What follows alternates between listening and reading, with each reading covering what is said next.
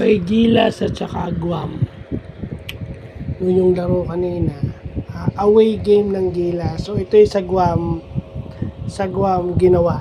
So sabi ko nga, no, bakit sa PBA hindi niya magamit yung long rotation? Ay, 'di ba? Hindi porket sa Gilas 'yon. Hindi porket sa Gilas, ha. Yun yung sinasabi ko nga, eh. 'Di ba? Sa Gilas, halos lahat ginamit mo. Pero ba't pag sa Hinebra ka, hindi magawa? So yun ang aking pinupunto, 'di ba?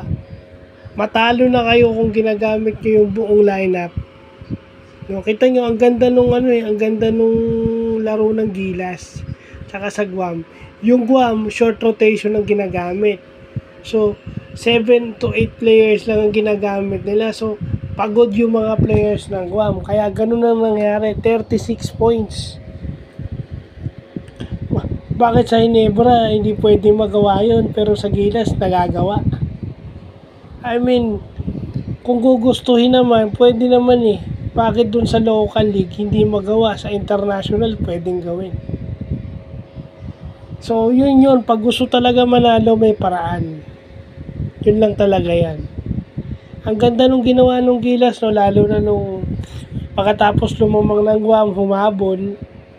Tsaka talagang binilisan nila yung game. Binilisan nila yung pace. Talagang alam nila na konti lang ang gagamitin ng coach ng Guam na player. So, talagang sinagad nila, tinakbuhan. Weaker pace yung ginawa, maganda yung execution ng half-court offense, no? At maganda rin yung depensa ng Gilas kasi wala masyadong pagod na player.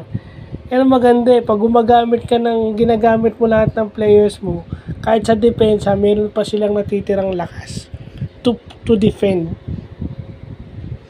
Diba? Ngayon, bakit sa PBA hindi magawa yun? But overall, masaya ako dun sa performance ng Gilas. First game pa lang to, first window. So sana magtuloy-tuloy.